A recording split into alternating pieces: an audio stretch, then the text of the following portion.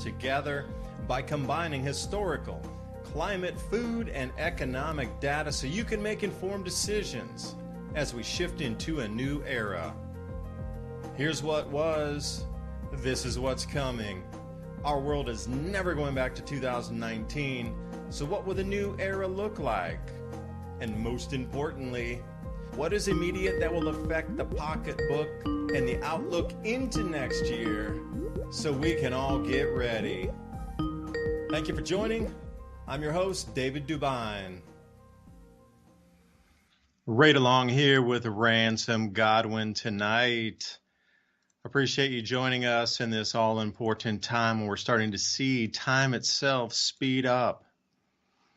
It's hard to explain if you're having that feeling where you can actually see things moving so fast in front of you, but it seems like you're stuck in a different literal density as time speeds past. Our physical bodies aren't keeping up with the transition of change, the frequency of the sun through our solar system.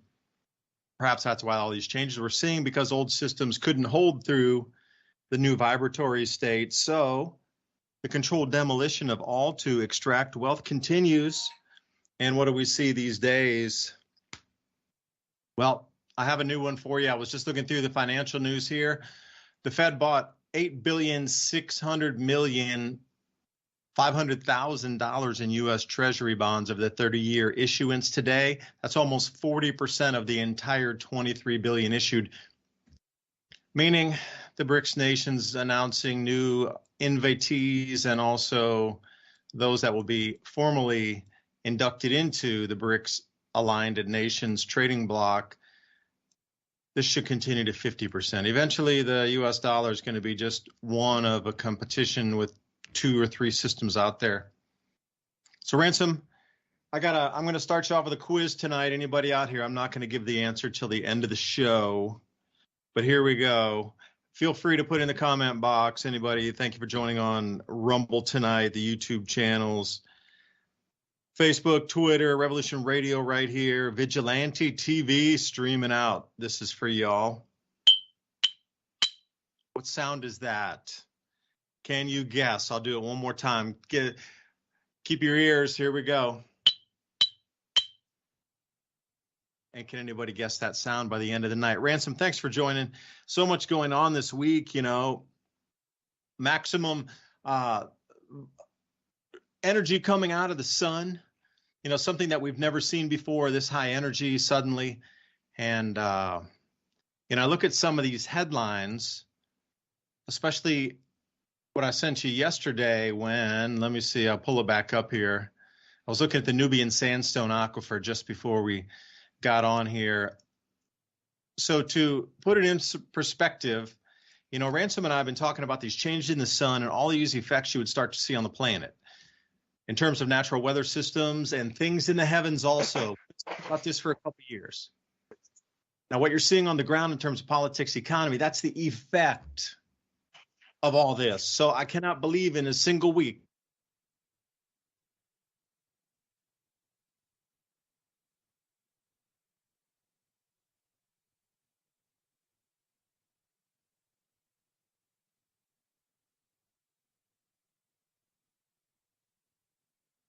Houston, do we have a problem?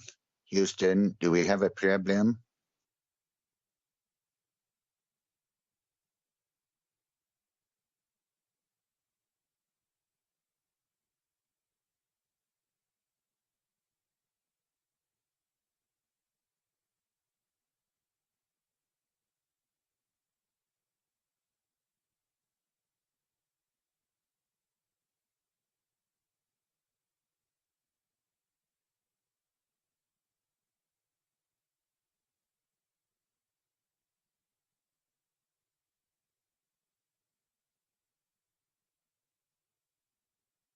Looks like a technical difficulty has occurred at the Adept 2030 studios. We'll instruct you if this was a real emergency and tell you, I don't know. I guess he got cut off of the internet. We'll find out shortly. I sent him a message. Anyway, did you guys see what was going on in Hawaii? Wowzers, man. It's updated here. Let me see. I was going to show an old article, but let me update it.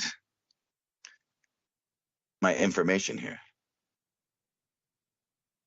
All right, and there I'm now hearing myself on the broadcast. So, yeah, Hawaii wildfire death toll rises to 53. Firefighters are searching for over 1,000 missing people following horror inferno that decimated Maui. And I've already seen the weirdos out there already trying to blame climate change for this fire. But 70-mile-an-hour winds doesn't need climate change to help it. It just needed fire, and it just blew in the wind. They're talking about at least 300 structures. There's David DuByne. He's back on. I hold the silver chirping. Oops. Oh, yeah, you heard the silver chirping. All right, great.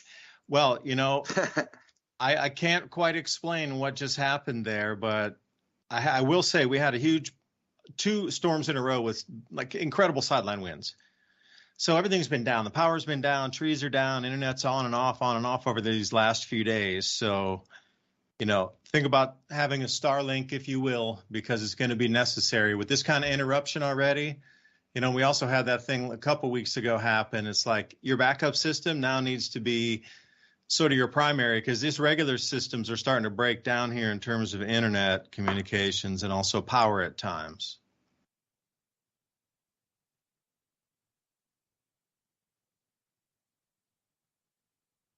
Ransom, you there? Yeah, I was just wondering if the internet was on in Maui.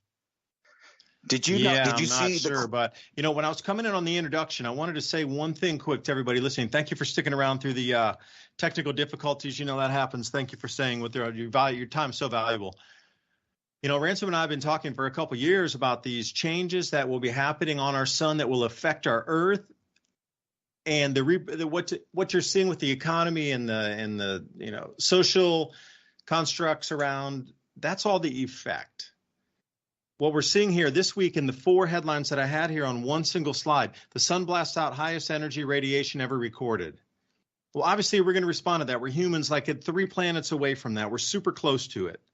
And then Tonga volcano, I can't believe they're finally starting to talk about Tonga. Will the eruption set to warm Earth? Question mark. No. Depends on where you are, southern hemisphere and northern hemisphere, and how much ozone will deplete. And then the world food prices jump most in 18 months, and then get it. We were talking about the big, amount of space debris coming in spring of 2025 for the northern hemisphere.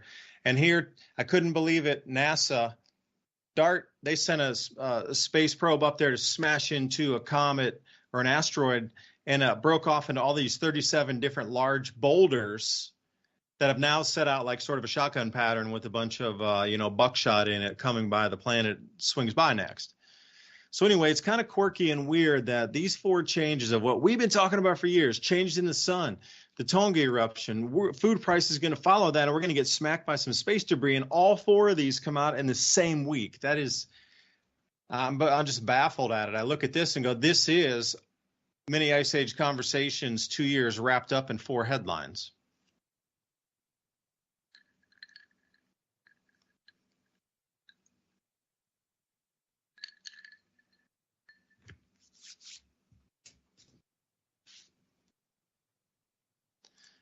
All right, Ransom.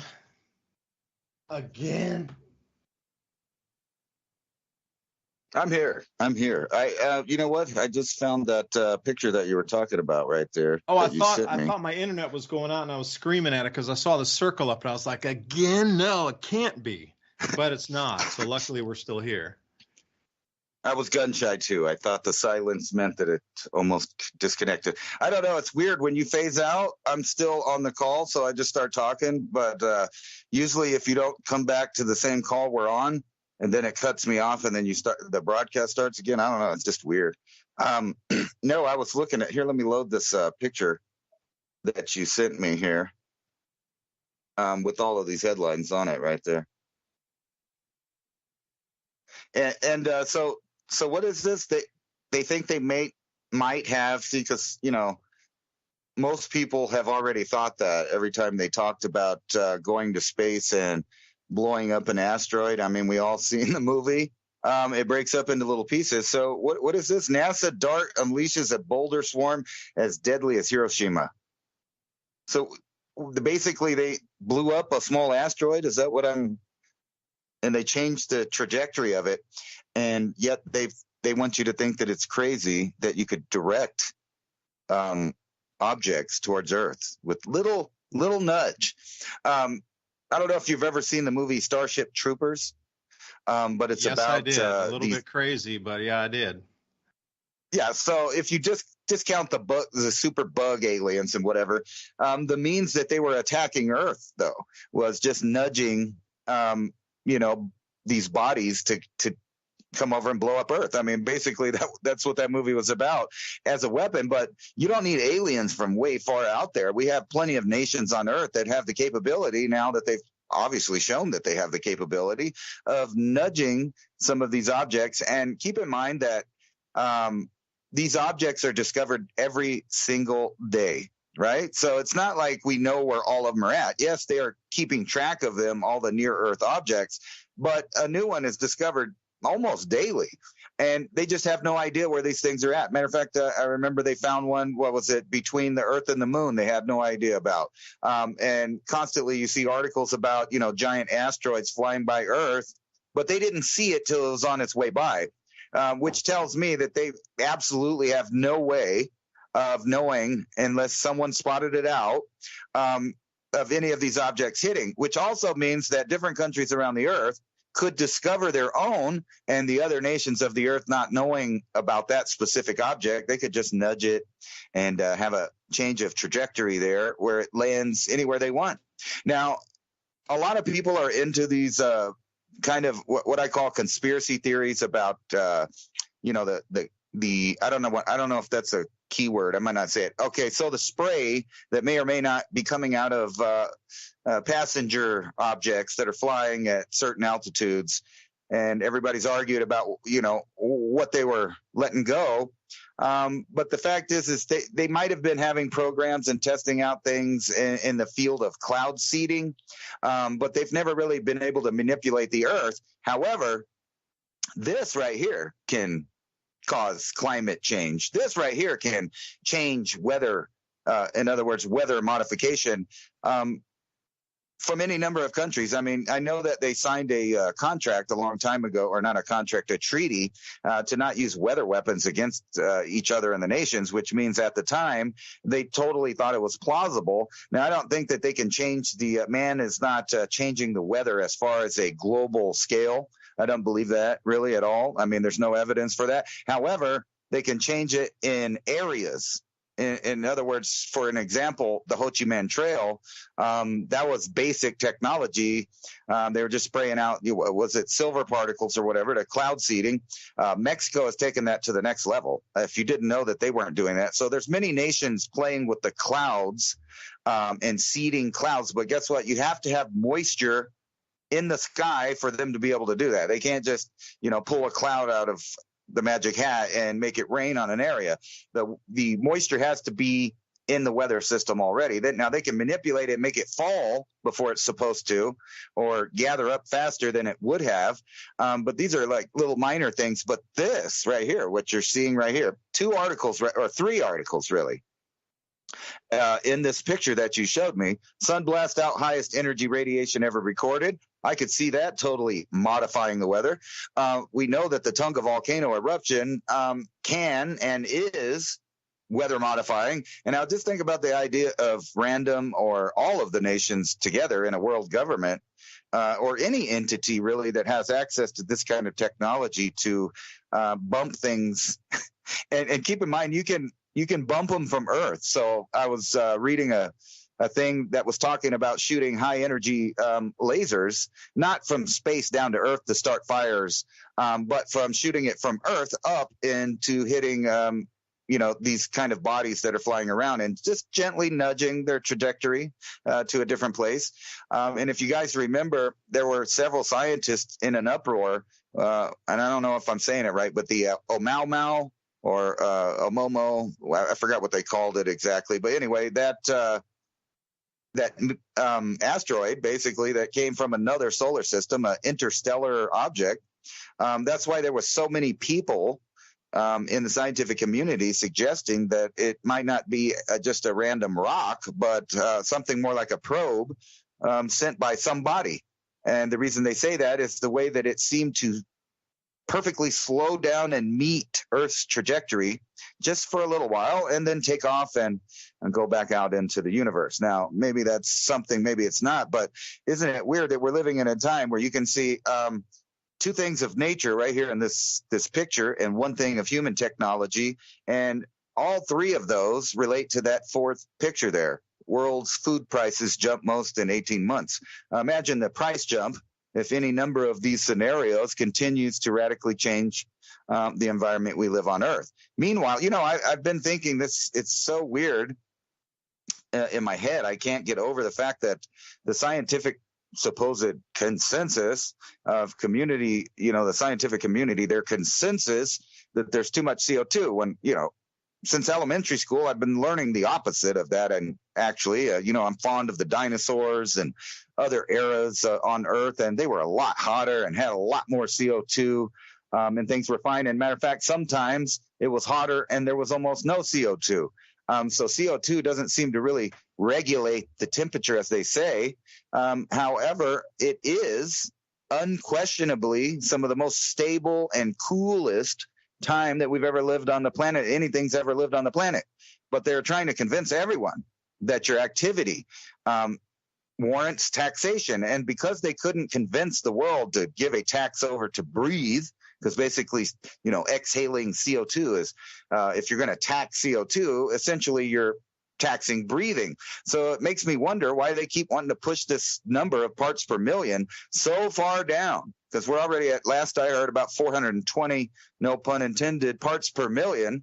And I know that the extinction level is only a couple hundred more parts per million in the down direction, which is the trend that they want to create.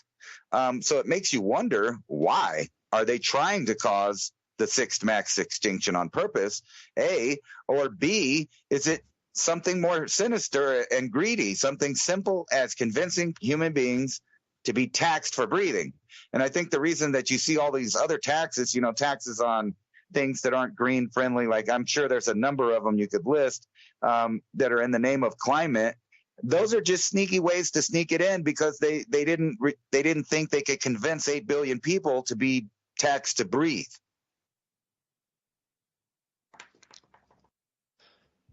Yeah, I'll start back with the 37 large boulders in the boulder swarm. Each one of those boulders that was nudged loose, 37 of them now. Each one of them is the size that would create, if it were to enter the atmosphere and then hit the ground somewhere, release the same amount of energy released from Hiroshima. But that would be either a little bit of an air burst or an actual ground strike, or both.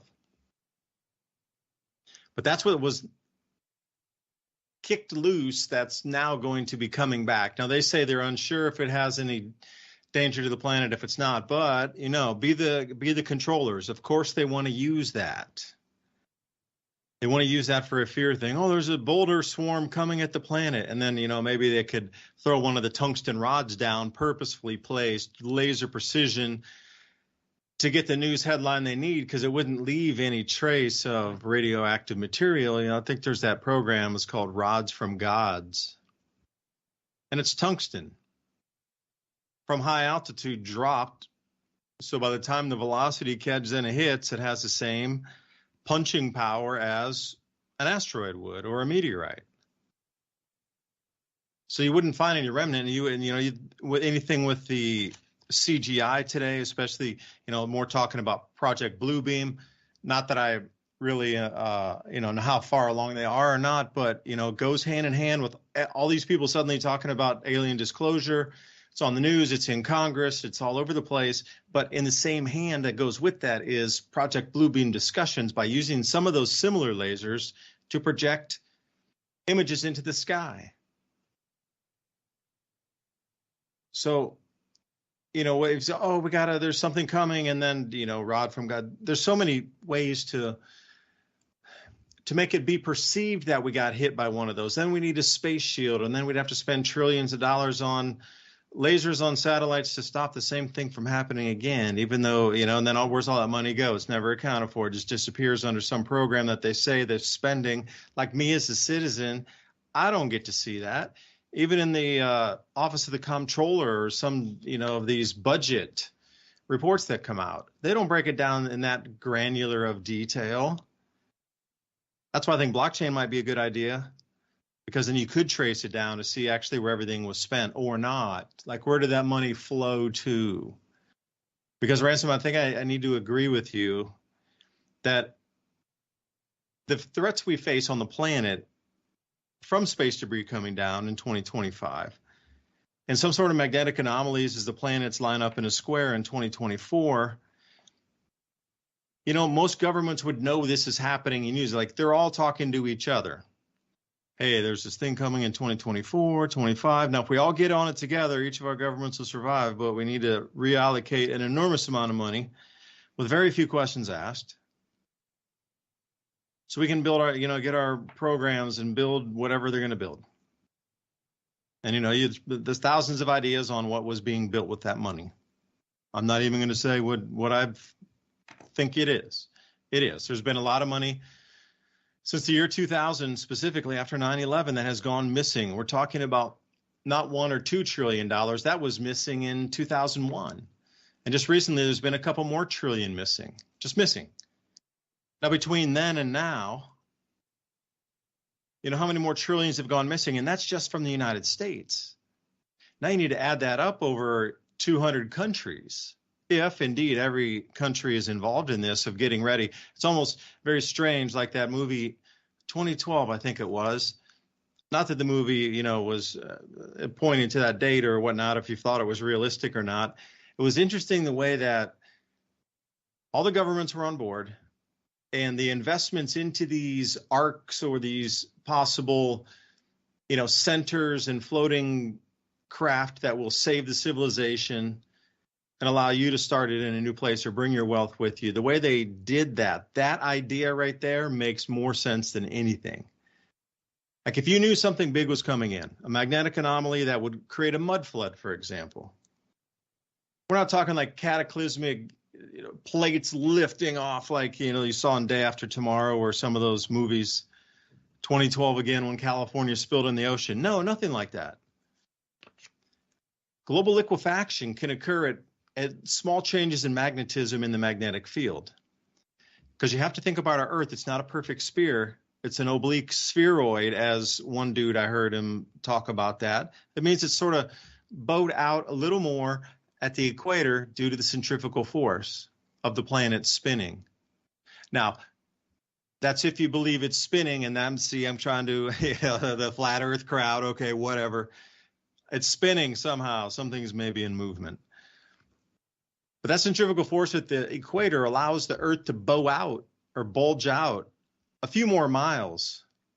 So if the electromagnetism of the planet is affected, or if there's some magnetic transference from the sun to the outer solar system, a grouping of the gas giants that creates its own slight magnetic field, the differential between that to move through Earth faster or slower changed, different amount of it coming in the system would have great effects on our planet here. So if you knew this, how would you get ready for the world to move through it? Because at the least you could expect is a mud flood. So when these electromagnetic changes come in, the top 1 to 2 miles of our crust will be most affected. And over historical cycles, it seems at these junctures, at these crossing points, mud and water and sand and combinations of seem to actually be squeezed like toothpaste is out from the crust and cover at least 25 to 30% of the entire planet's surface. But it's only like maybe 10 feet deep in some places, 5 feet deep in others. Some other place right at the place where it's exuding or, coming out of the earth could be 40 feet deep.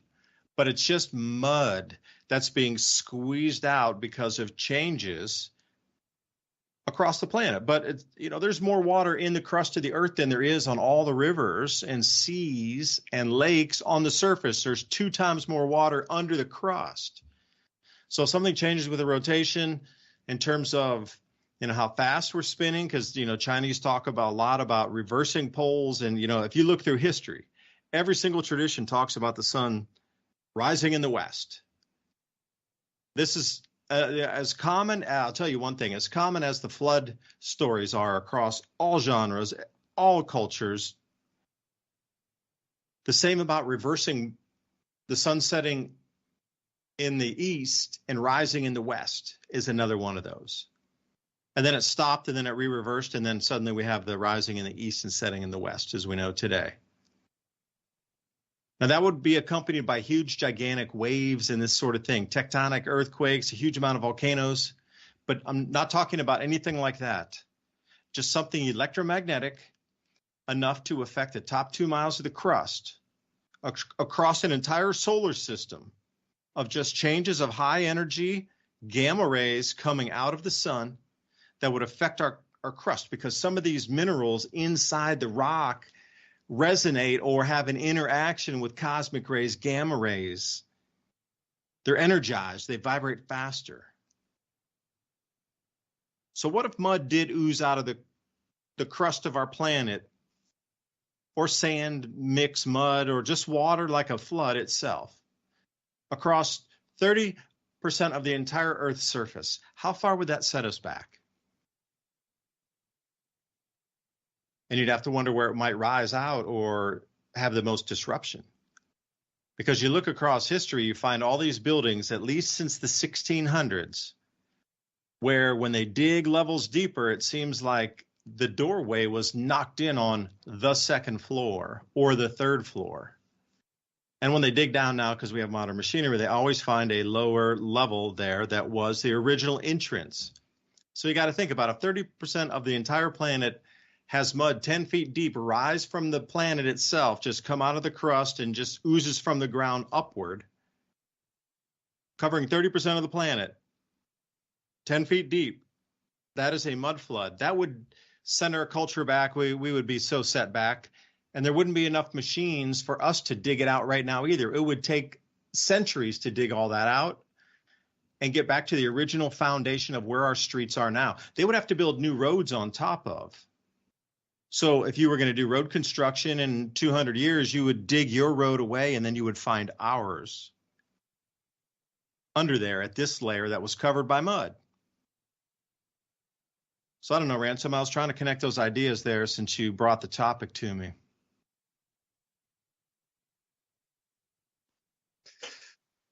Yeah, I was looking at these. I don't know. It's mind-boggling to me, because here, let me share these articles here. They really are trying to convince people that they're like the frog boiling in the water, and they mean it literally. Like, you're gonna die. Don't worry about any of these other possibilities. Don't worry about cycles. Don't look into anything or figure out how anything works. If you are boiled down to what most of the world is turning into, and I call this the TikTok effect, and it's basically, the goldfish effect is even better, and the TikTok effect is basically how they use technology to play upon the goldfish, idea of human beings having about 7 to 9 seconds of attention span.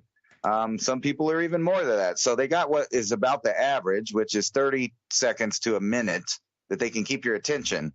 And they're using this not only in entertainment, because all of the social media platforms have gone that way, from Twitter to the thing that's, hot and popular on YouTube now is the shorts, which are 15 seconds, 20 seconds, maybe up to a minute. And that's the extent of how people are now absorbing their information. And here's and if they think they're educated and they like to read stuff like, if you go read the news and you feel well informed, you'd probably be reading stuff like this. How hot is it in South Florida? Beach sand was 137 degrees and the playground floor reached 177 degrees. And you go on and they're showing a picture of these guys out here. And let me tell you, if it's 177 degrees on this stuff, which it can be when it's, like dark colored metal and things like that. We deal with that in the desert. Everybody knows not to touch hot metal. Even in the 90s, it can, rise up above 100 degrees in temperature and burn people.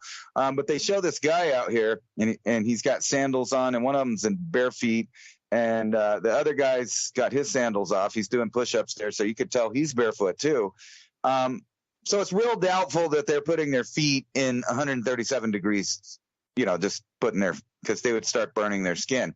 So what they say is they just went around at various times between 10:30 in the morning and 4:30 in the afternoon and found the hottest places they could find, 10 sites across Miami-Dade.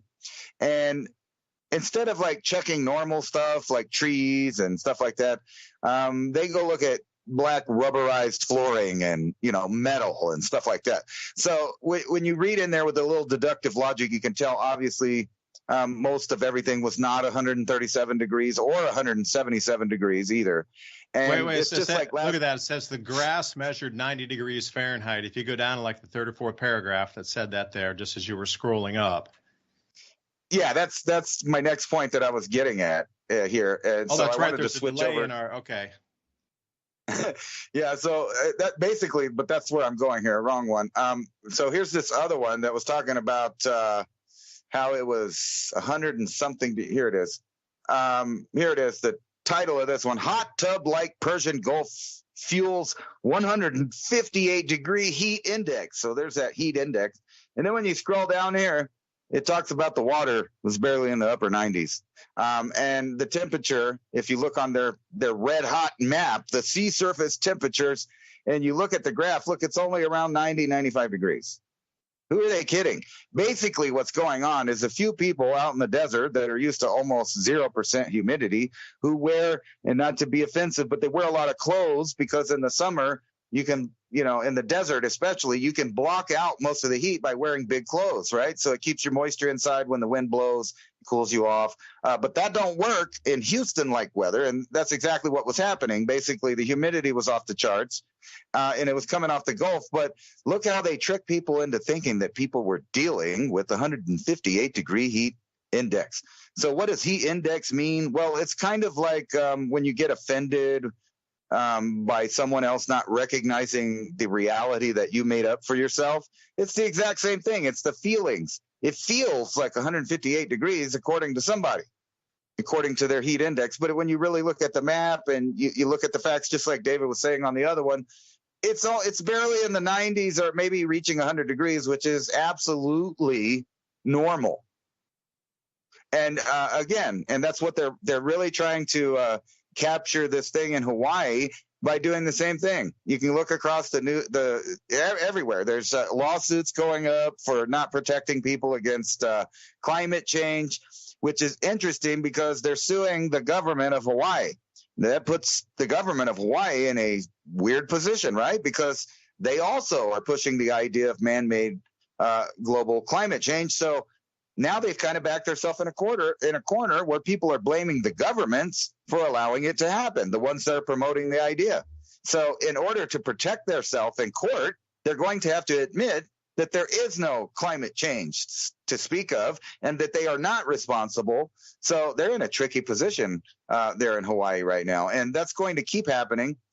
But in the background, with the climate not really doing anything, they are setting up the world for World War III. And now it's becoming clear that the war will be over food and whose money are you going to use? Ukraine counteroffensive is a bust. You got the far left guy there in Brazil saying they're taking their national sovereignty away and they're going to join the world government. So they're outright saying that there. Candidate in Ecuador presidential election shot dead. And then it's just on and on like that when you look around the world. And then here's some, like obvious money transfer to Iran, because if you really look into some of these situations, there's no way that some of these enemies that the United States have can actually fight a war unless we repeat some of the actions that were done in World War II. And what I mean by that is some of the banks, politicians, and men of industry helped finance the supposed enemies in Europe. And it looks like basically the same thing's going on right now. And now they're also realigning everything. And I really predict a very big bloody war in Africa when Africa splits into two, because they're being made to choose the BRICS or the U.S. petrodollar and who they're going to align with. And because the United States has a really bad history in Africa of building infrastructure, but not really sharing it with the country that they build it for, and China has also done this, it's really interesting which side they're going to pick. And I keep seeing bunches of maps of Africa and how they're aligning the exports that they're having, what kind of problems they're having. And what you're seeing is two different Africas forming.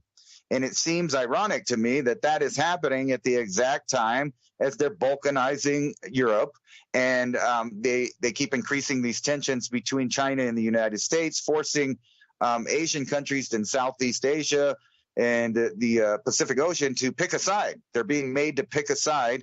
And we've already seen several Southeast Asian nations go ahead and pick the other side, which is the BRICS, Chinese, Russia, and start trading with them and doing stuff for them. So I see the dominoes falling into where everyone is picking sides all around the world.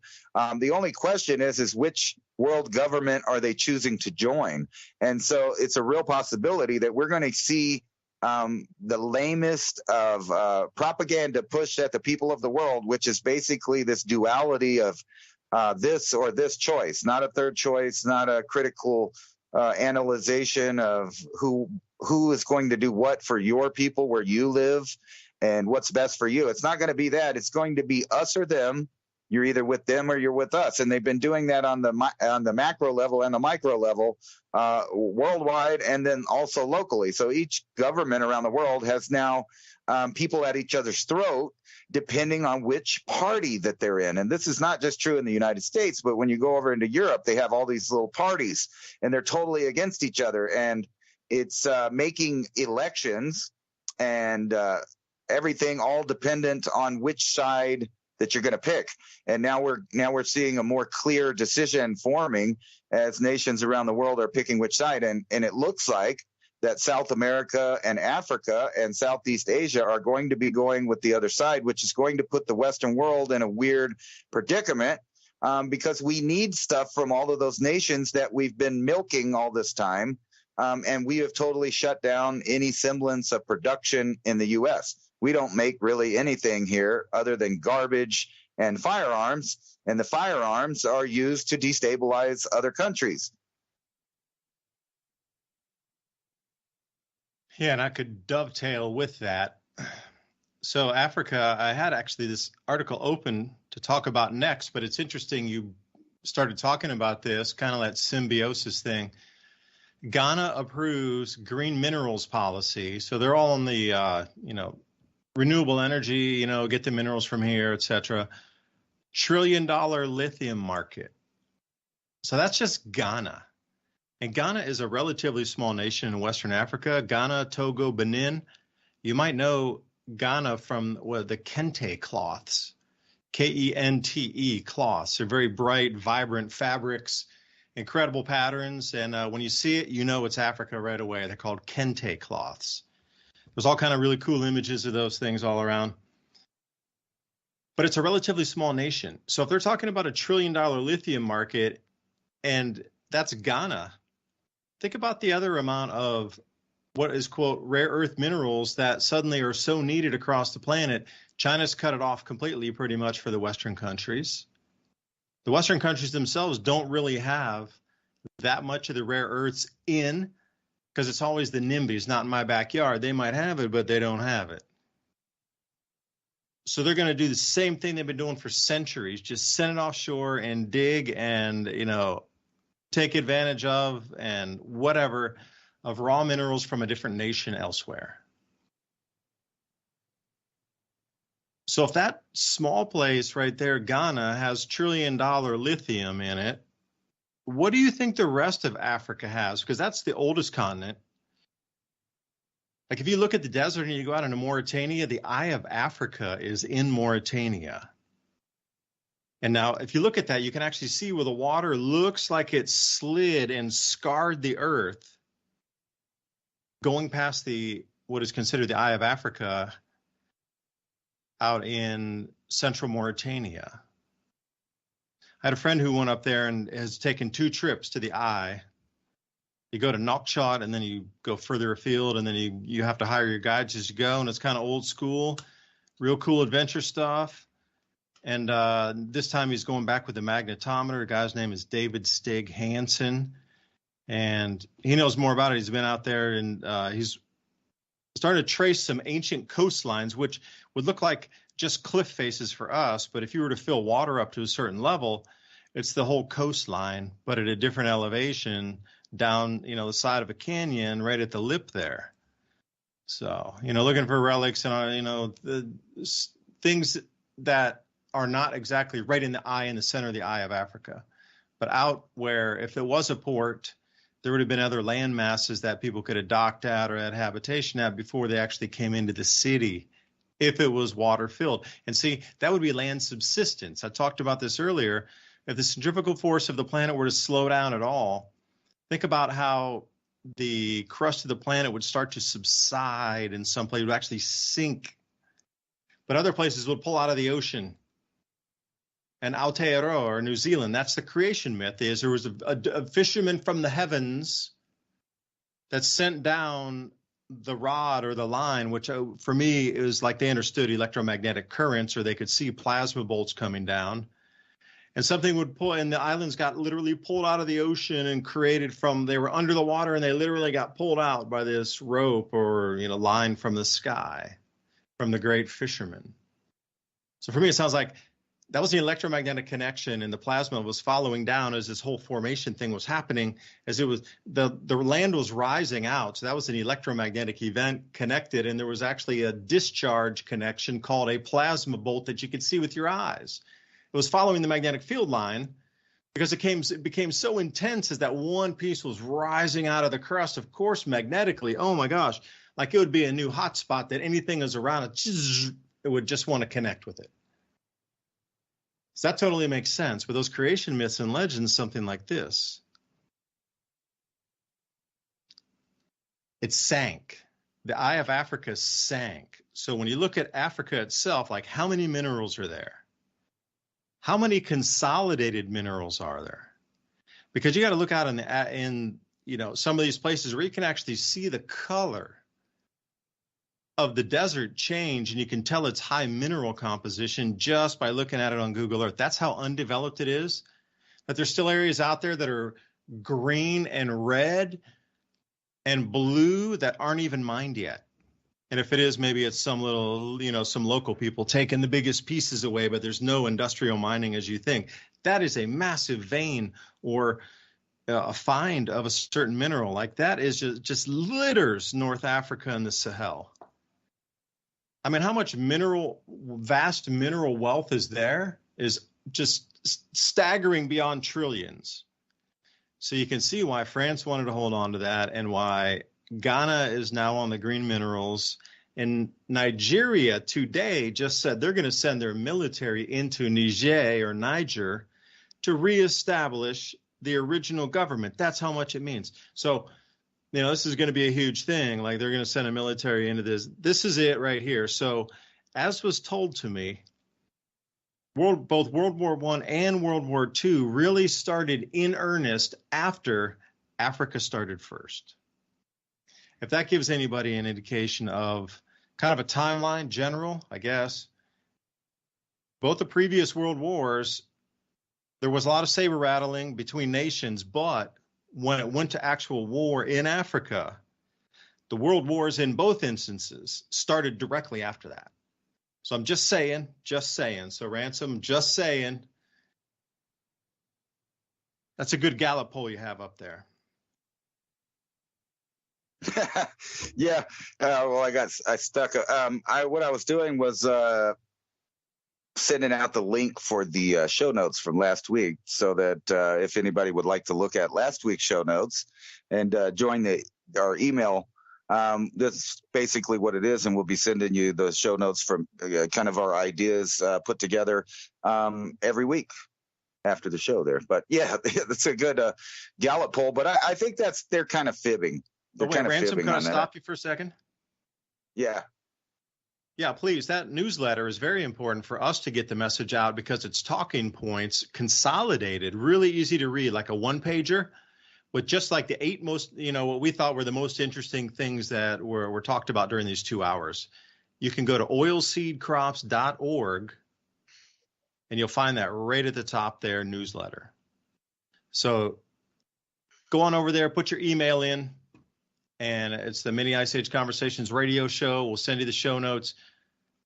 Again, one page, it's all text, very old school, and it's great talking points to start conversations or for you to be able to use the keywords that we use to then do your own research on the same topics in a deeper fashion. Because once you know those initial words, like, oh, what did he say? Oh, that was interesting. Oh, I forgot. I hadn't heard those words before. Oh, I forgot with those kind of thoughts and ideas put together with the keywords. So if you would like that, again, Mini Ice Age Conversations /radio show. And Ransom, back to you. Sorry to interrupt there. I was just trying to dovetail with the show notes. No, yeah. I forgot where I was going with that. Anyway, what about the ultimate tool of finance intrusion, man? I was reading this article. I forgot where I was going, but anyway, this is a good place to continue on here. The CBDC and kind of what it is. What is this? A lot of people keep asking me. What, final answer. Right. And a lot of people keep asking me, why do you guys keep bringing that up? And this is basically goes along with what we've been talking about. And I somehow, I don't know how we didn't link that, but let me link it for you. All the stuff that we're talking about, the biometrics, the weird futuristic stuff, the direction of the nations is all going here. And basically what it is the replacing of any kind of paper money and money that's so tracked that you could never be private again. And basically, and this is the truth, in a world like this that has complete central bank digital currency, are you sure that's not what it is? The CBDC is complete. Right? So you can't do anything without it. But it's financial inclusion, or is it financial intrusion? Right? Because it seems like it's more of an intrusion, because this is exactly how they're going to be tracking and tracing every single last person that wants to participate in the economy. That's no longer going to be called the local economy. It's the world economy. And what that means is this idea that now I kind of understand later why they were introducing this into school, 20, 25 years ago, is because they were going to start using it. So the idea is where globalization meets localization. Now, the old idea is that, the money and the prices for goods in your local area is affected by, something somewhere else in the world. Like, could they ship it? Could they grow it? Whatever it was with it might have changed the price or the demand of what you have locally. Now, the new kind of idea, or maybe the original that they really meant by this, was that your local area depends on a global monetary system to decide what things are what and what they're worth. Now, what happens if 75% of the world doesn't like your product? What they do is they drive down the worth of your product, and that doesn't have anything to do with how much it costs you to make it, what the demand for it is, how much you want to charge for it. None of that. It's decided by the overall value of this money. That if you thought it was bad that you lived in a country that could print money and change the value of the money at any time, wait till the whole world's on the hook for this. So now we're not talking about nations having financial problems, but global recessions, global inflation, and not only that, global starvation if you're not part of this system. Because they are going to, if you ever noticed, every part of new technology always makes it to the third world. In other words, like, you could go somewhere in the middle of Africa and someone will have an iPhone, that they've found out how to get it turned on, and they're using it. And there's even people like, doing cryptocurrency and all kinds of stuff out there. They're sending me friend requests on Facebook from wherever, you know what I mean? And this is going on. So of course they'll make this world currency available even in the third world. You may be in the most remote place possible, but guess what? If Elon Musk and others like him get their way, there will be not a square inch on this planet, no dead zones. So that means you could use your worldwide currency anywhere in the world. But you can also be turned off. And what happens when you're unbanked? What happens when you're unpersoned? And what this is really doing is eliminating your choice of who you want to go put your money in, and if you trust them or not. I don't know, if you have a local credit union or stuff thing, that's going to be a thing of the past. The only way they'll be there is an outlet for this world coin or world money or whatever they finally decide on as the CBDC. They can change it, but it's always going to be a central bank digital currency controlled somewhere from the top. So now we're not even talking about printing money whenever we want to print money and make money out of thin air. Now we're just using zeros and ones. And with this kind of power, you could turn entire nations off, deciding that their products and goods aren't worth anything. Or maybe because they don't want to participate in your program, you turn off all trades to that country. And I can see this being a real nightmare. And then how do you get around that? Obviously, since antiquity, there's been forms of payment that are obviously not part of any monetary system connected to any king or nation or bank. And that would be pure gold, pure silver, food, medicine, and labor. And that's what's going to happen, is a two-tiered economic system where some people are depersoned and they are going to have to resort to under-the-table work, which people will trade goods for because they have the ability to buy things, which puts a whole new twist on the idea of slavery, on the idea of haves and have-nots. Whenever you can't even get access to the internet or transit or buying food at the store, you are unpersoned and you would have to find someone else that is in the system to help you. But what if they get punished for helping you? What if there's so intrusive of surveillance to keep track of this monetary system that you will never be able to trade with people because they will come arrest you for going outside of that system? And this eliminates everything. This eliminates personal opinion, personal freedom, all of that, because you will have to use the system. Now, I'm sure there's a lot of religious people that think this sounds real familiar, and I'm not arguing with you. There is a beast of a system. This is the mark of the beast, and you will not be able to trade or buy things without it. So that puts us into which category of people are you going to be, or are you going to get together massively as a whole country, which seems to be something they're very afraid of if you've been watching the chain of events around the world, of the people deciding what they're doing instead of the governors and the lawmakers and the I forgot what does Klaus Schwab say, the young leaders? I forgot how he put it. But anyway, they brag about infiltrating all the nations right to your face, and they say what they're going to do. And this is one of those things, is to eliminate your ability to trade goods, buy things, or have any kind of personal freedom, because they know the secret. The secret is you vote with your dollar. And thank God that we still have systems in place right now where the tide can be changed if massive amounts of people start not only doing things like the Bud Light effect, but they also only buy local, only buy made in your country, only buy made by people that are artisans and real laborers, not by AI and mass distribution and mass manufacturing. And this will spark a new renaissance of culture and all kinds of things, in my opinion. Yeah, but you'd have to pay for that. So the central bank digital currencies, if I could spout for a minute here, if Africa is going to be indeed a new area to grow crops on our planet as 45 North and 45 South go offline due to this electromagnetic change that we're talking about in the last hour here, people are going to come from around the world, and they're only going to accept one thing that is accepted around the rest of the world. And it's not WorldCoin, it is a stable coin. But which one would it be, and what would it be backed by? Because if you look at USDC, like USD Circle, that's accepted worldwide as a USD equivalent stablecoin. But it looks like the US dollar is about to fall, and there's a lot of new competition with this new BRICS system. They're going to run in parallel. So where would you want to put your value? Okay, well, I want to get my CBDC issued from the BRICS nations, backed by gold and backed by minerals and backed by the $1 trillion of lithium in Ghana. That one, I want that one. I don't want the US dollar one only backed by paper and weight. The government had to buy 8 billion of its own 23 billion because nobody wanted those treasury bills today. We had to buy 30% of or 40% of our own offering back because nobody in the world wanted to buy it. They didn't trust it.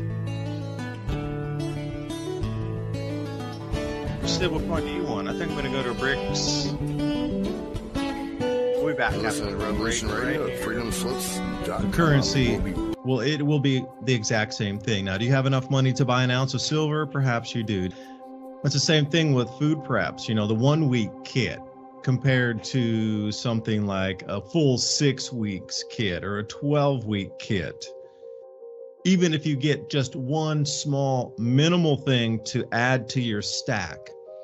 You know, I talk to people who prep all the time. It's always about tools, storable foods, water filtration, and a way for you able to store water and filter it at the same time. Because if you can get that closed loop enough, there's always going to be somebody that will help you garden with those seeds. Heirloom seeds is where you want to go. Heirloom open pollinator seeds. Because at the end of the day, when you collect those seeds at the end of your season for growing, you want to be able to store those and then have them so you can replant next year. I think that supply chains are going to start constricting even further. I mean, look at the way that the world laid out. These really incredibly complex supply chains are now starting to fracture in the middle of everywhere. You know, political strife. We didn't even talk about the ozone depletion event that's going to wipe out food production further in the Southern Hemisphere. The tipping point. Humanity's here. We're seeing it everywhere. So how do you protect your friends and family? Because you got to think everybody has survived. We would not be here having this conversation if people had not survived the last 8,000 or 10,000 years of events that were far greater than what we're going to experience. It just takes a little prepping, a little bit readiness, and I do believe that we'll be able to get through this. You know, when we're talking about these seeds and the storable foods to go with it, you're going to have to probably invest in both of these ideas. When you go through the list of the seeds that they give you, these heirloom seeds, they're the best type of food that you could possibly get or grow yourself. But you have this backup of the food storage that lasts 25 years. And that's heavensharvest.com. Use the code ADAPT at checkout. That's ADAPT. Take 15% off your order. Whatever comes your way, weather, war, whatever it is, you're prepared, you have security. At least you know that your belly's going to be full so that you can continue on the work that needs to be done to stabilize everyone's life around you. But 2008 is when the system actually died and was put on QE life support till they could get into place the next system that will take the current system's place. And you know, what I'm talking about is, like, back in 71, we went from a quasi-gold standard in August and beginning of August of 1971 to a pure debt-based standard by the end of August and going into September. People didn't realize that anything had changed, when in reality, everything had changed. And we're at that same juncture right now where everything has changed. Absolutely. And to that point, Zoltan Kolodner of Credit Suisse actually has a paper out saying that the crisis that we saw in 1971, it's not even going to be anywhere near that. It's going to be way worse what we're experiencing today. But my question is, I was just observing, when I was outside the head office of UBS and I was looking at passerbys, and I was wondering, do you think that most people are even aware of what's happening and the repercussions? No. With rising inflation, bank failures, and massive layoffs across multiple sectors, the future of the economy remains uncertain. It's no wonder the central banks have been getting prepared by stockpiling gold. At ITM Trading, we have spent over 27 years building a team of seasoned researchers and analysts who can help you prepare for any financial crisis. Our experts are ready to provide you with Mini Ice Age Conversations. Thank you for spending your valuable time right here. Ransom Godwin talking us through the next hour. Revolution Radio. Thank you for allowing us this spot of light to continue to talk about our message of how we see the future moving. You know, just that right to have on the planet to be able to speak and give your thought and not be censored is getting smaller and smaller and smaller. That ecosystem of free thought across the planet, it's shrunken tremendously, even in the last few years. So if you consider having this radio program as something valuable that you want to continue to listen to, jump right over to revolution.radio and you'll find a donation tab at the top. It's underlined right in the nav bar to keep this type of venue on air. So we're going to go after hours here. And, you know, right before the break, I was trying to explain a point. So if I could, if you just joined us, thank you. If you're joining on Rumble or Vigilante TV, shout out for hosting us as well. YouTube, Facebook, we're on Twitter. We're trying to stream out using Revolution Radio as the seed point for our broadcast here. But just before we went on the break, you know, we're talking about the tremendous amount of rare earth minerals available, plus what we consider just normal gold, silver, copper, these sort of thing in the soils there too, just at absurd levels. Africa's been kept off limits for 200 years. Nobody's really gone in there to get the resources. It was like one continent that was just set aside on a shelf, purposely made poor, purposely made underdeveloped. So there would never be any development of the minerals except for when they really needed them, like right now. And those people understood, hey, there's a huge amount of wealth under our crust here, and you guys are coming over and just like digging up big chunks of stuff and taking it away. Wait, where's our money? So in unison, a couple things are happening, which brings me back to the point of stable coins. If you're going to look into some sort of cryptocurrency or central bank digital currency ecosystem, you're going to have a stable coin in there somewhere where whatever country you work in around the planet, that one token can be spent in another nation at the exact same 1=1 equivalent. Now, currently, we're doing it with Circle, USD Circle. $1 is one USDC token. So wherever you go across the planet, when you spend that, it's equal to $1 American. So whatever the exchange rate is, you can peg that over. Get an exact, and you can go like 12 decimals deep on the exchange rates. So think about that, taking the arbitrage on, you're going 12 decimals deep. There are algorithms out there running now that are trying to scrape those last 3 digits off of something 9 digits is already into the billionths. They're going into the trillionths of a cent and trying to arbitrage that trillionth of a cent versus a tenth of a cent. 12 decimal places deep, and people are already in on this, trying to make money on that difference in each individual decimal place down, as there is a difference in their bond rates or the currency rates that you see the Forex exchanges. What do you see? 2 decimals down on that? They're going 12 deep. You think Forex, okay, I'll even give you 3 decimals if you want to go to a tenth of something, a peseta or whatnot. That's only 3 decimals deep, and you're going to a tenth of a cent. Not even a whole cent.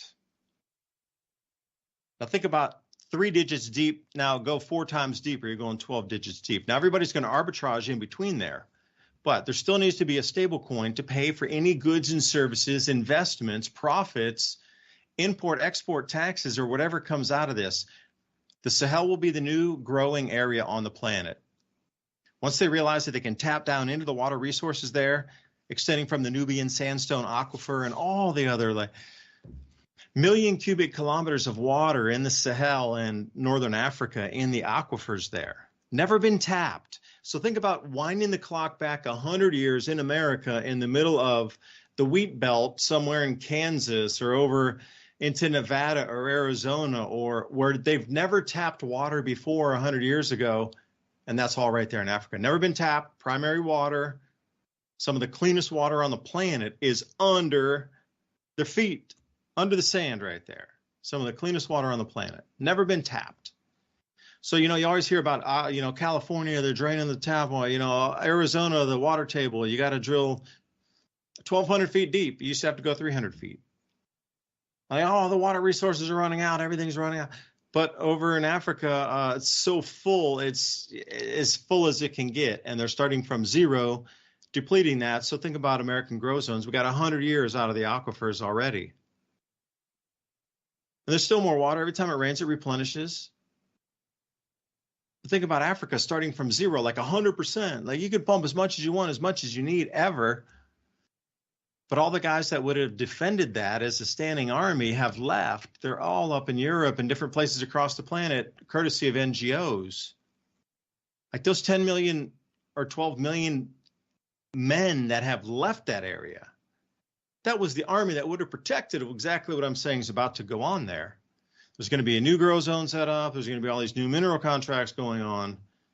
But there'd be far few people there to distribute that wealth amongst, because they've all been sent up to different places already. You're going to need a stable coin in that whole thing. Central bank digital currencies are one thing.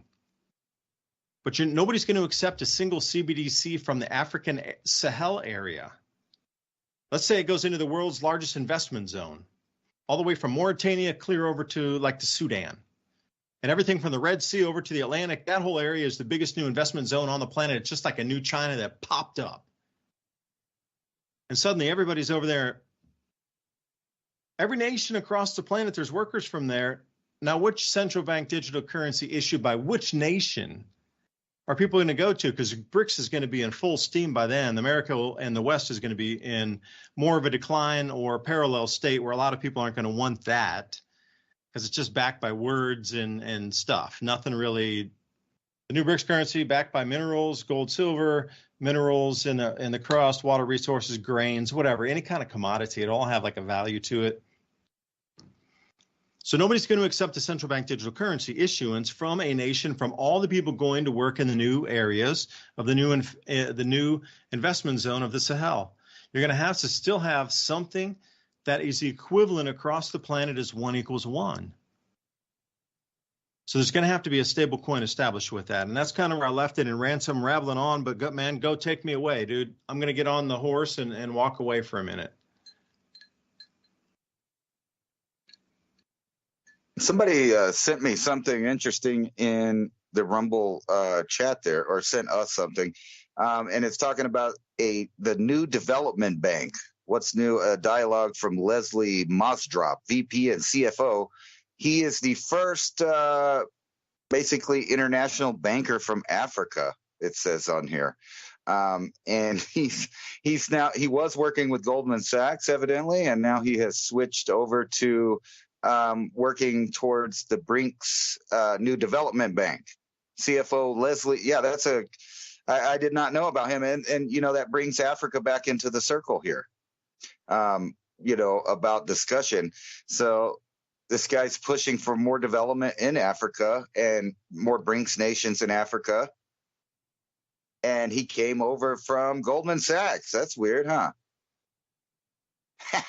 Yeah, he's the first African to be appointed as an international advisor to the Goldman Sachs International.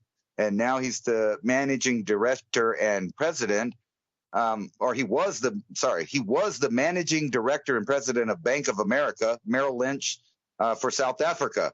And now he's going to be heading up the new development bank, which is the BRICS Bank. How about that? Oh, and speaking of what you were talking about, you have all these men moving. And I thought it was ironic because I was looking at a group of articles that further demonstrates what I've been talking about shutting down the Western world or the Western nations and the population reduction of those nations from various different angles. And here's a trending article, U.S. suicides hit an all-time high last year. But that's okay because there's Facebook, and Facebook has a black market of sperm industry where people are making up to, thousands and thousands of dollars because they've made the IVF so unaffordable, which is in vitro fertilization. And why is it so expensive? Well, lots of people are using it. And the reason that they're using it is because the reduction in births in the Western world. Here's another article, the Wall Street Journal. Hospitals shutter maternity wards amid failing birth rates. So not only is the Western world increasingly infertile, sterile, and you can argue about the different reasons why. We can't get into them on this program because YouTube has decided that you are too dumb to hear what we're saying, and you can't decide for yourself, and you shouldn't research for yourself. And matter of fact, it's too dangerous to talk about some topics, so we won't do that. We'll keep it YouTube friendly. But this isn't one of those topics as far as the fact that the Western world has rising infertility rates, and more and more men are infertile as well as women. And these businesses are booming that create children. Now, that, of course, links to, a recent story that was on and that I've talked about how this fits into what's going on here.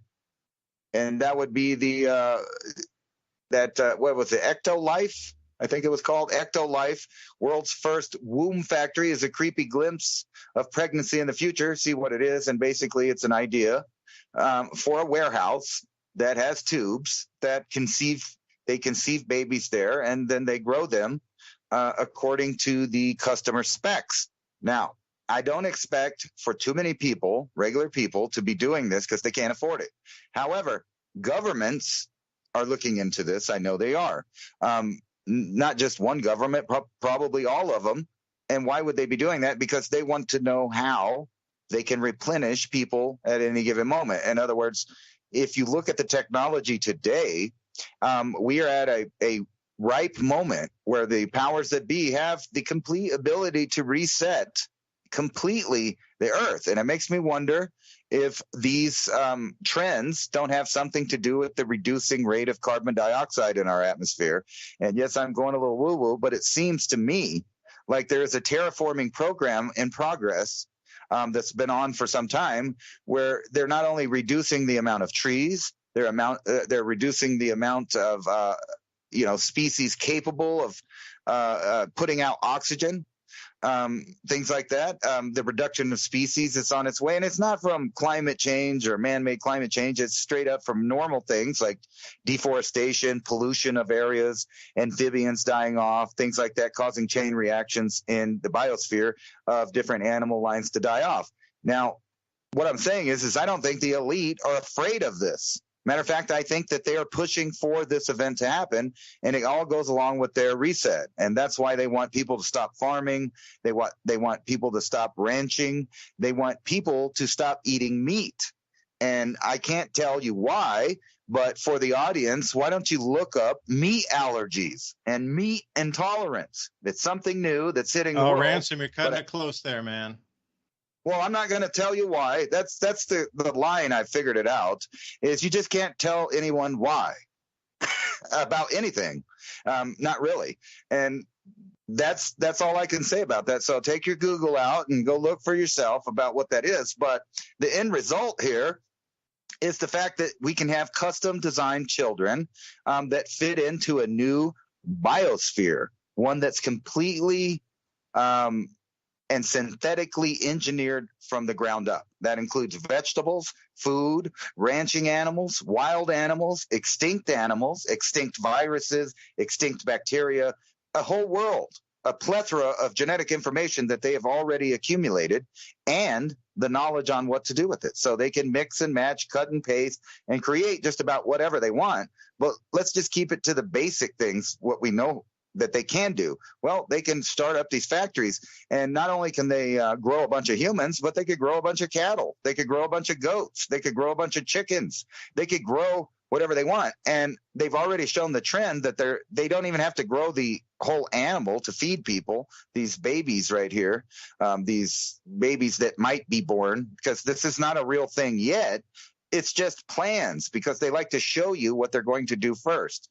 So if you could imagine a whole generation of people that they don't have mothers, they don't have fathers, they have a corporate owner or a corporate designer, and those people will only eat a diet that will keep them healthy. And with the new scientific experiments going on, you could design an animal that can only eat food that you also design. I think that that's a way around putting what's going on the whole world. That's a form of terraforming, where you could just destroy what's there and replace it with your own engineered animals. And it sounds like a story that's already been around for 8,000 plus years. When you look into these stories of the Sumerians and whether or not they're depictions of these Anunnaki beings, people, or creatures, however you want to look at it, gods maybe, they say those people did exactly what I'm talking about. So now the past is no longer, mythical sounding. Magic is not so magical. And in fact, I think the reason that we know all of this is because after the year 2020, they no longer are hiding the occult. It's 2020 in hindsight. It's 2020 vision now, and you can just see what they're doing. And when you look across the spectrums of entertainment, you can see that they're trying to brainwash people in a very negative direction, one where, having children is not a good thing and, not in any normal sense of it. So why not, give people the idea that now you can design your own children. And I think there was a word for that in previous conflicts where people were trying to do similar ideas. I think the word was eugenics, and I don't think that one's banned yet, at least not yet. Well, it depends how you're using that in a context as well. Are you trying to promote the drone worker class sort of individual being born into that mind frame? Or are you talking about somebody who is a super soldier or somebody who is genius level in that genetics? They're born, they're born as a genius, most times. Just depends how the context is used, there's 1,000 contexts to throw certain words at, and that's what I really dislike is when they try to ban a word, but they don't even know the context. It's just the word. Well, there's context to explain away. We haven't been around for 5 minutes here. We have a history of thousands of years of using these same words. Ridiculous these days. But I had some notes written down because you keep talking about Africa, and, you kind of get me started with this. So for those out there, the BRICS New Development Bank, or otherwise known as, before it was called the BRICS Bank, because a group of countries wasn't so solid. It was a brand new thing coming together about a year and a half ago. And then suddenly, really it started about 20 years ago, and they developed the Shanghai International Organization, which brought all those countries together under a security pact. But, it was China and Iran and a few others that had sandwiched together, Kazakhstan. And this thing had been, I'm not going to say motionless, but they were trying. What you see now today is the end result of that whole planning over 20 years, silence in the background. Boom, suddenly this BRICS Development Bank rises out of nowhere. And the reason I'm saying that is it's called the New Development Bank. And from here now, if I say New Development Bank, I mean BRICS Bank. It's the same exact thing. It just has a different word associated with it, New Development Bank. So, when Ransom started talking about the rare earth minerals or, what could be in Africa, I had a chance to jump on. I was looking for a couple details here. Ransom, I sent you in Skype a link to the rare earth elements report that I found while you were talking that shows exactly how much lithium and different kind of rare minerals are in each exact country on page number 13 of 65 in that report. I sent you that there if you can click it on. But how much is really there? See, the staggering part is the West is now being called out for extracting these minerals without paying the countries. So now it's front and forth. You got to realize the younger kids in Africa, they are so attuned into technology. Ransom, you described it. You could be in the middle of nowhere, middle of Chad, past Timbuktu somewhere, and your phone still works because they have cell towers out there, and everybody understands the technology of tablets and mobile. 40% of all views on, or even more, 43% of all views on, of your YouTube channel, if you have one, or videos, wherever you put them, 43% of that is from mobile devices. So everybody understands mobile in China and developing nations like Kazakhstan, like I mentioned. You want to go down to Africa, that's cool, in the Middle East, but everywhere that they don't have the infrastructure for technology, everybody goes mobile first. So think about it that way. If you're thinking about third world nation or developing nation, however you like to talk about it, they're leapfrogging technology right into the brand new, because they never had the old one to even look at. It was just like they had nothing, and now they have the money. Boom, they're going for the newest, which is the iPhone, like you say, the iPad. They're leapfrogging across desktop. So everything's going to be interactive. They're all sharing social media. So this is the thing. Africa's rising in unison saying, yo, you're stealing our resources again. It ain't going to fly this time. You did that in the 1600s. You did in the 1700s. You did the thing in the 1800s, 1900s. And every time we try to stop, now everybody's rising in unison using social media, saying they're stealing our cobalt, they're stealing our lithium, they're stealing our manganese, they're stealing our what? Molybdenum. And everybody's rising up and go, whoa, whoa, whoa, you got to stop this.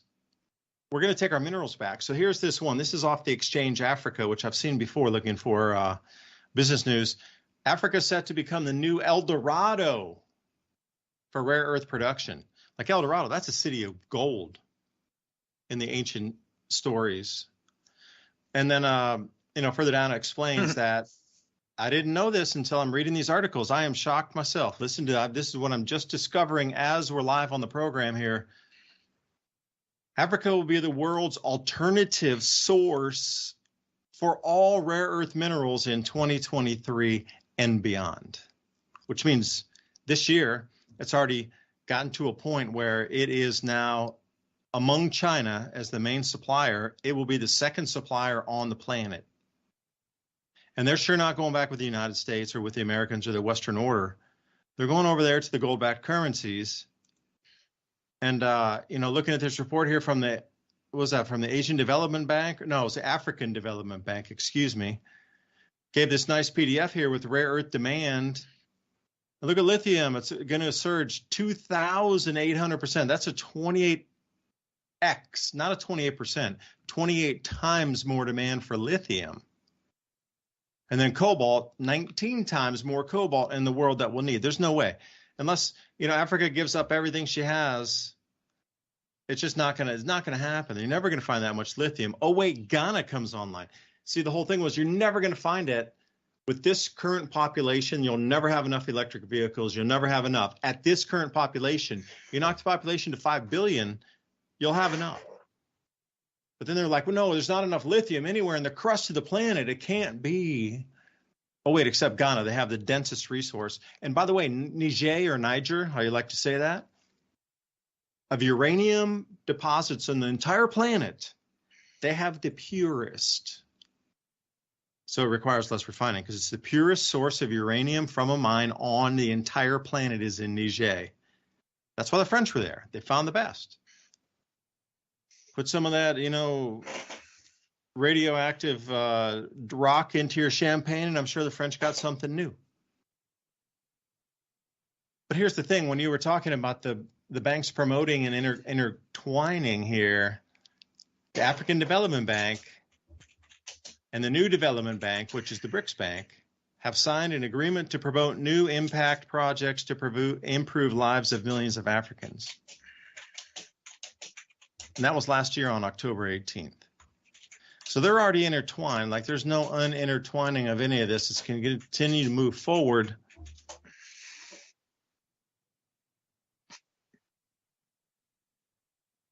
So all eyes are going to be on Africa at the moment. And if I might, talk here for a second, these rare earth elements, they're in one breath saying, hey, you can't pollute the environment. We're worried about plastic straws. But in, the next breath, they're talking about mining the ocean bottom. Like literally just scouring the bottom of the ocean. You can't see it, you can't taste it, you can't smell it. Like, how much mud would that drag off the bottom of the ocean? We're talking about thousands of square miles of mining of the oceans of these rare minerals. Like, what kind of disruptions to fish would that be? Or would it add more nutrient into the water and create these massive algae blooms across the oceans? Because generally that stuff is not stirred up. Yeah, there's a thermocline or two. But again, like we saw with the Hunga Tonga eruption, that water vapor during the Tonga eruption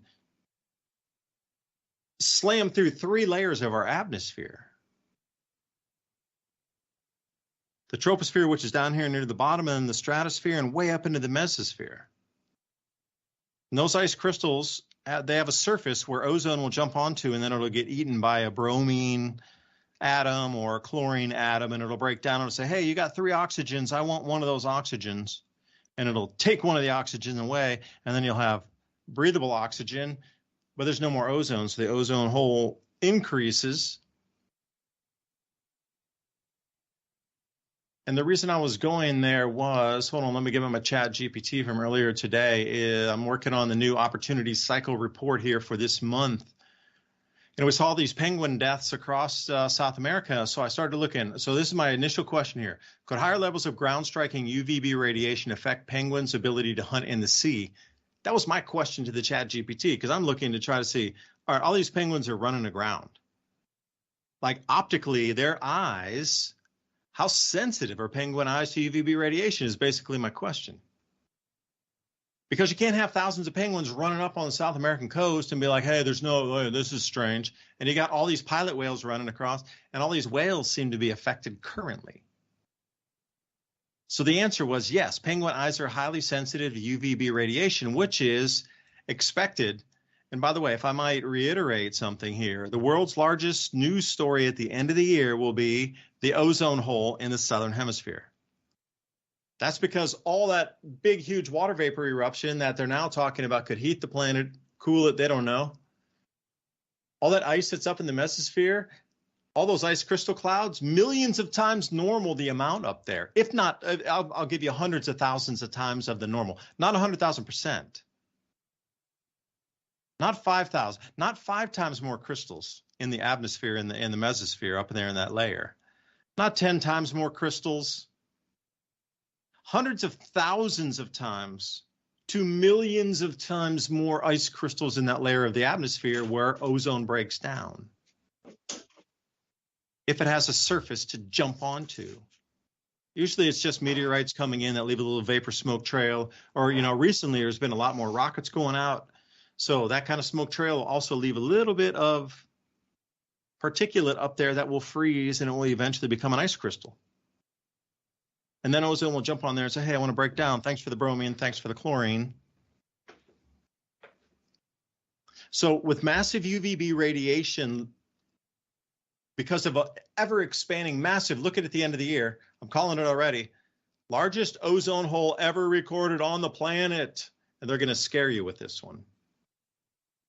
But I'm trying to front run it. I knew this was coming last year because the water was in there. You could see there was going to be more ozone broken down. It's kind of like pretty easy science on that. More ozone breaks down. The ozone hole is going to form faster than normal by months ahead. And it's going to get way bigger than it's ever been because it's months ahead. And there's all this still extra, chemical reaction going on for the next several years in the atmosphere. Several.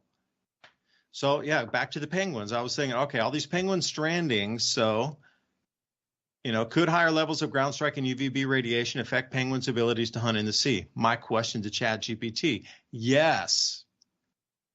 Here's the number 1, visual impairment. Extremely high levels of UVB overwhelm the penguin's visual system. Okay. The glare is number 2.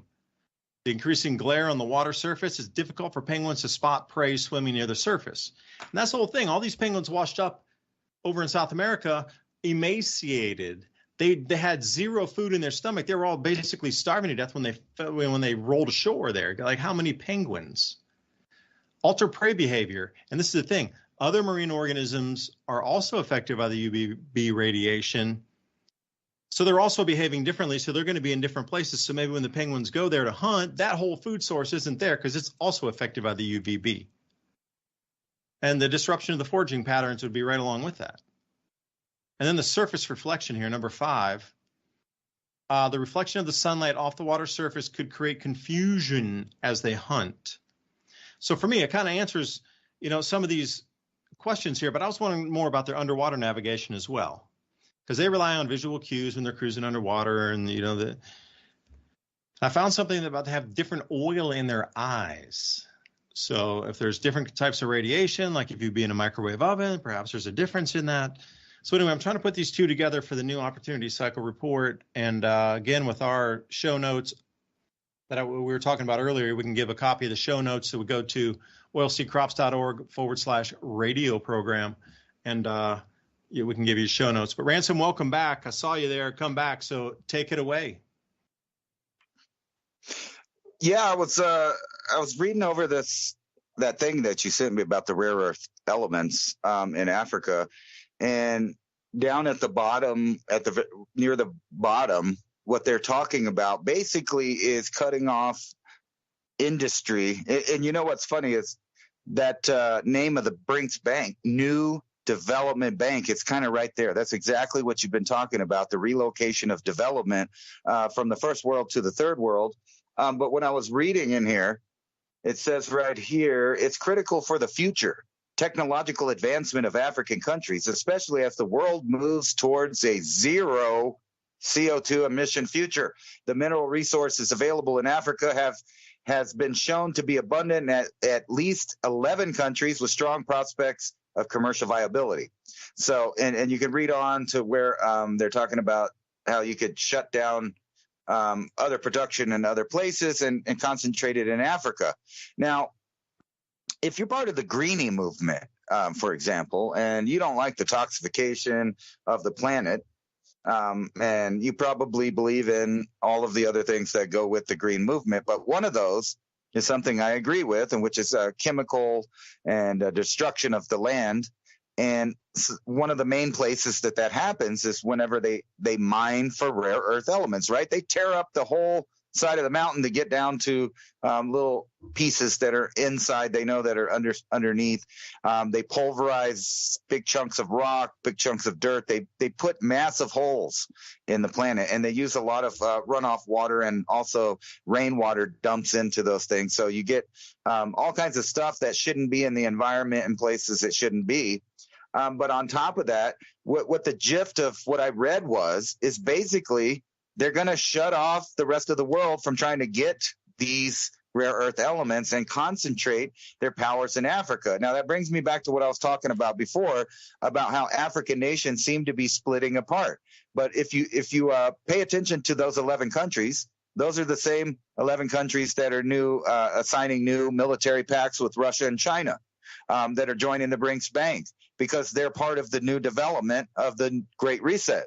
And that's just one side of it. And I have a feeling that because the Cold War went so well between just, individual nations and the way that they played the rest of the nations of the world to participate in the Cold War, imagine a new Cold War, so to speak, and just which you're on one side of either of the same coin, which is basically, think about it, why would they ever tell everybody that we're in a world government? And as I said, the guy Lula down from Brazil, he says he's ceding power over to the UN, because of the climate crisis. So he's giving their sovereignty over to a United Nations body so that they could tell them how to live in Brazil. Now, this is going to spread all over the world, and it's either going to be China and Russia telling you basically what's going on in their pact, or you're going to have the Western powers telling you what's going on in your country, and you're supposed to be going along with that. So no national sovereignty. And once they get it to the point where there's just only two sides of everything, that's when they actually have that monopoly that I was talking about. You can have a world currency split into two parts of the same coin. And you could continue to play one off against the other. You can continue to accumulate wealth by artificially making one monetary system less valuable than the other, and then you can do kind of like a currency exchange over and over again. As the markets go up and down on each side, the players, the programmers that basically are the programmers of that system, will be earning money off the top. So whatever, they'll buy it low on one side, and then they'll sell it when it's high on that side. And they'll continue to do that, playing both sides to the middle. Meanwhile, the wealth from the lower classes that are, investing in different companies or doing whatever, get lost in the system where their wealth slowly gets transferred more to the top in the pyramid scheme of what central banking has always been, where they don't really care about the money itself. It's the power of having something that you have to make everybody feels like they need and essentially do need to survive in whatever economy they live in. Because, when you ask anybody, why do we go to war? Why'd they do that? Why are they doing that? They always give you the same answer. Oh, well, it's because of money. But it isn't really for money, because the people that are making these decisions, they make the money. They print the money. They don't care about the money because they don't need it at this point. They've accumulated enough wealth to where they decide what the money is worth. They know, though, that you want the money and you need the money to survive. So in that way, they'll always have power over the global population, no matter what kind of monetary system it is. But really think about that. The best way to play this out is either do something really fantastical, like a disclosure type thing where they make the earth think that they're participating in some kind of bigger something, a bigger economy in which the world needs to be a uniparty, unigovernment, and a one world entity, or they could play both sides to the middle, like I said, and only have two choices. And that way people will always do what they've always done and do the tribalism thing and pick one side or the other and stay completely loyal to that despite the conditions on whichever side they're on. But just think about the currency exchange idea and the fact that they've already been doing that for years and years and years, the currency exchange between nations, where they buy low, sell high whenever the money changes. Now, if you only had two to do that to, and you also had a big influence on what the worth of that money is or where the worth will be, you could totally do exactly that. But back to the rare earth elements, can you imagine if only a couple of sources that are both coming out of Africa are the answer to the world's energy supplies? What would happen to Africa? Well, it seems like it would be the same thing that's always been done to Africa, which is where they get robbed of the resources but get none of the services.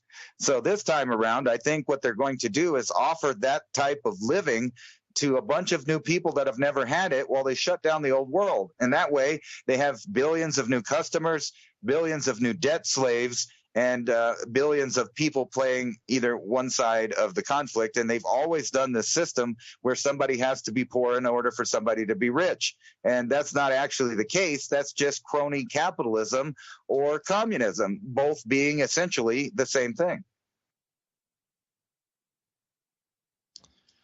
Yeah, I'll agree with you. The changes are coming.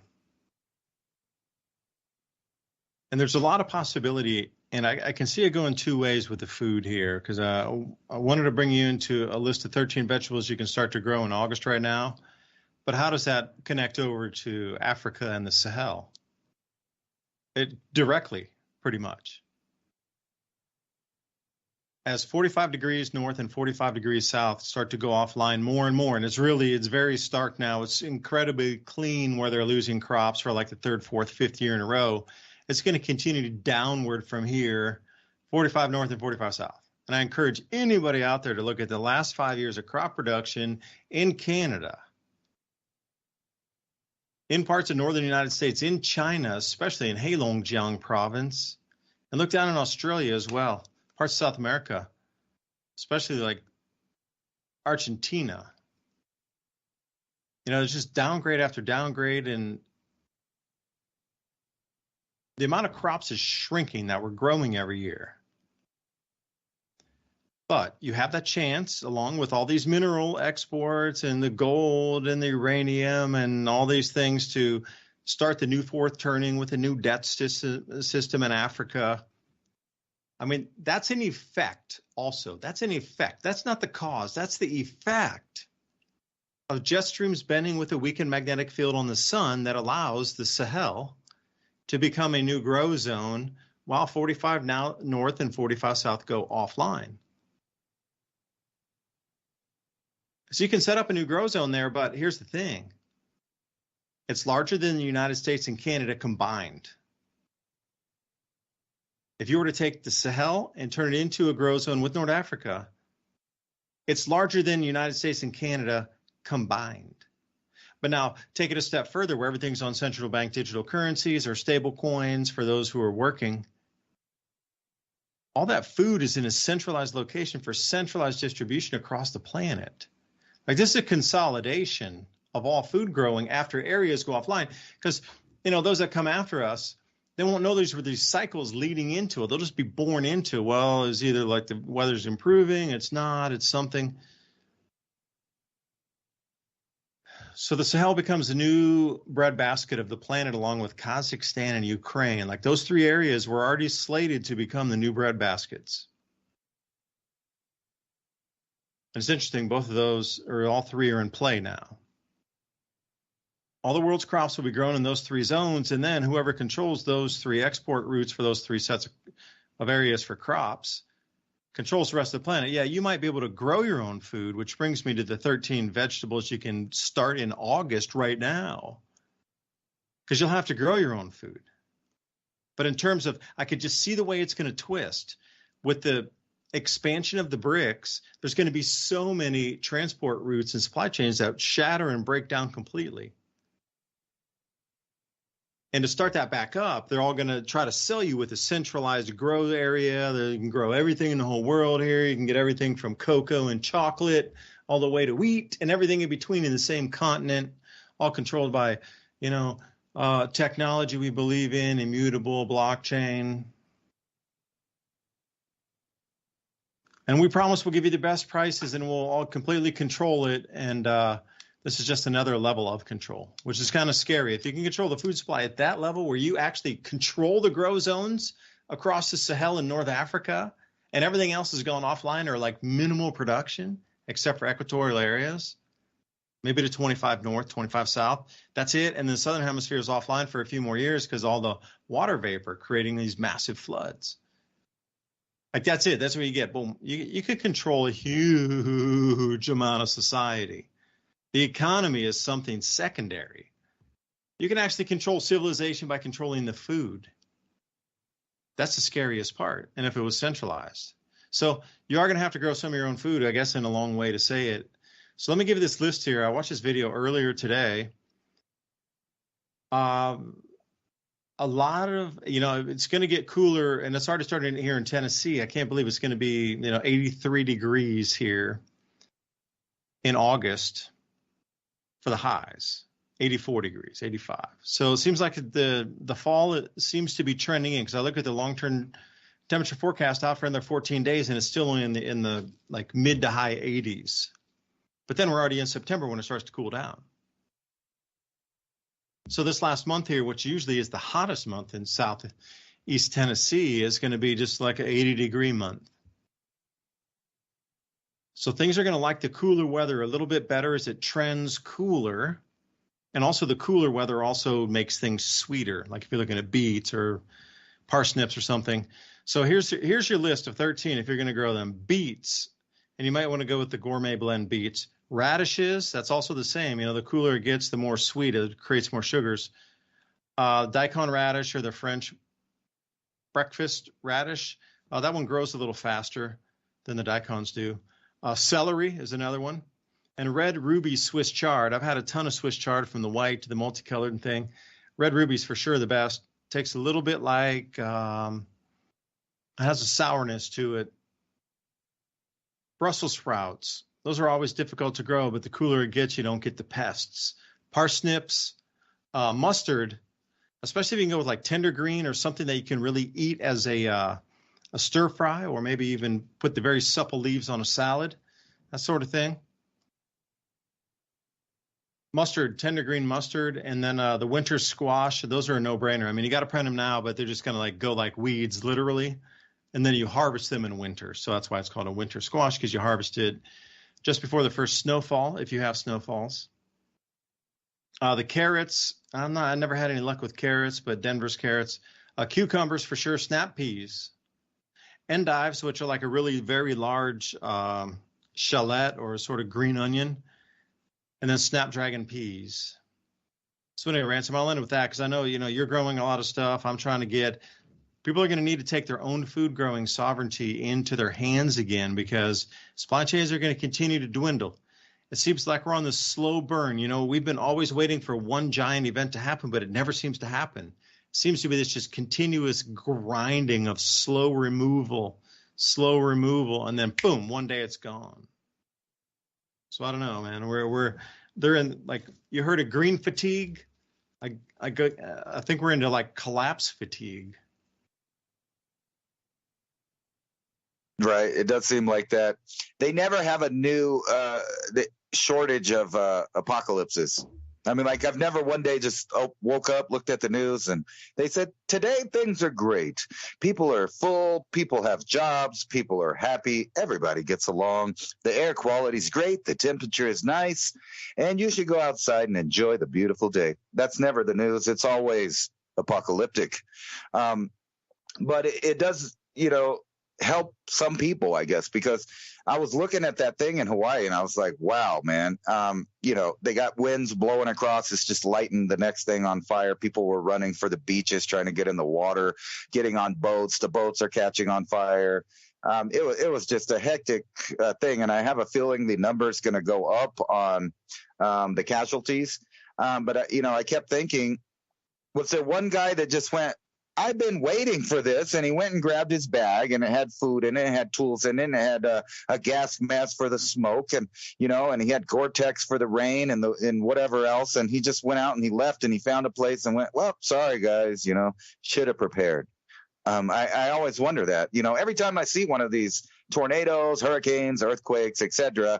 The guy they never show is that one guy that just grabbed his bag, got out of the building, he's sitting there eating a can of beans, happy as could be, because he knows he's prepared. And that includes everything. And imagine if you did have a garden and you were doing really good and you had a storehouse full of food and, all of these things. What happens if something like that happens where the entire structure gets burned to the ground and everything around you is gone? These things happen. That's why we all need to be prepared for all kinds of different scenarios. And a lot of people kind of say things to me about, I'm always with the apocalyptic or the doom and gloom. Not really. I just see the trends going forward, and I've seen the trends from the past and how they've, manifested into the future, and I can see that continues to happen. So it's not that. I don't think the world's going to end. Matter of fact, I believe humans will be gone long before the world ends. The world's just going to keep on ticking. It's going to keep on going through its cycles of hot and cold, whether you're there or not. So the idea that you need to really, stress about the environmental stuff is not really there unless you live in a place where it's bound to happen. And if you do, you should be prepared. And part of that here in the U.S., since a lot of places don't have to worry about natural disasters, like as far as I know, the place where I live, it's been pretty stable for at least 30,000 years or more, where people have been living in here, eating, somehow saving seeds because, squash, corn, beans, etc., potatoes, all of that stuff still exists. That means people were saving it. They were growing it. So there had to have been those people, like we're kind of insinuating that you should be today, where you have a backup system, not living in the current civilization system, but the backup system of a natural living human being that's in harmony with this environment and grows things. So outside, I do have a lot of stuff growing. Unfortunately, this year, I could tell that if I was dependent on that, we would be having hard times this winter because there was so much wind, storms, and different reasons that the corn did not pollinate. Like some of it, red corn didn't grow, as fast as the blue corn or the white corn. And it all had, and the heat was making everything sex early. So you were having all the males blow out all the pollen before any ears of corn even showed up. So if I was dependent on corn, it might be a bad year. I got just enough to have plenty of seeds for next year to try it again and maybe cut out some of the problems that I noticed I had this year.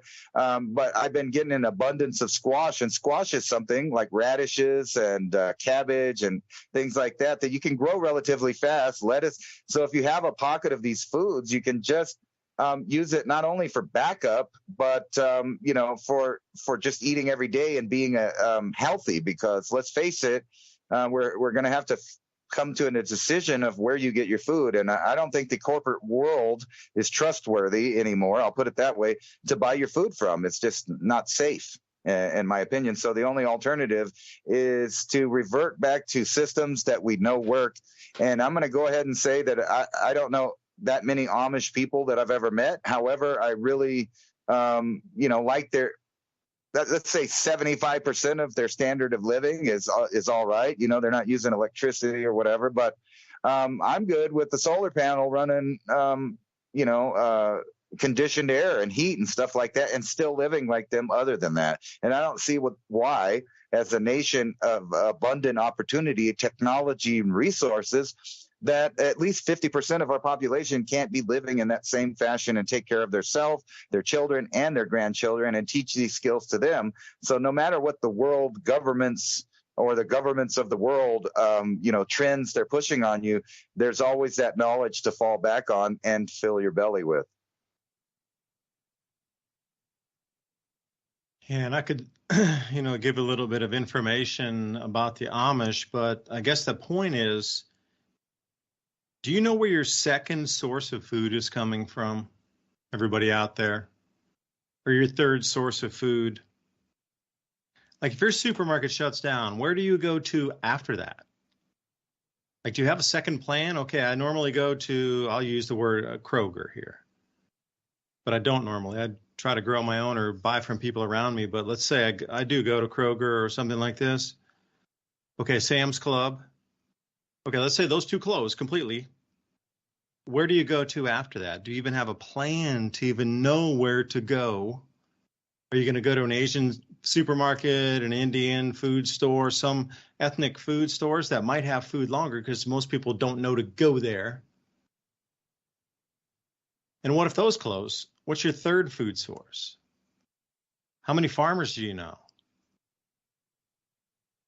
Are you able to actually walk up and drive up onto a farm and say, hey, Ted, good to see you again, man.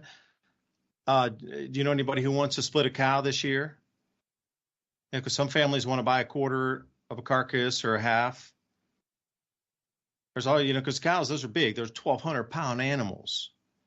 And if you have some dogs, you can keep the organ meat and that sort of thing. I mean, going in on a cow is the best thing, because if you have animals and you can give them fresh organ meat, even if you freeze it and then you got all the steaks and, you're sharing with somebody else and with the farmer how they raise their animals, where it come from, how they finished off. Did they go to grass, or was it on grass the whole time? Or was it grain and grass? Was it GM grains, or was it some dude, somebody down the road that only does like organic buckwheat and they're feeding that to the cows to, then where your whole circle of food sources coming from.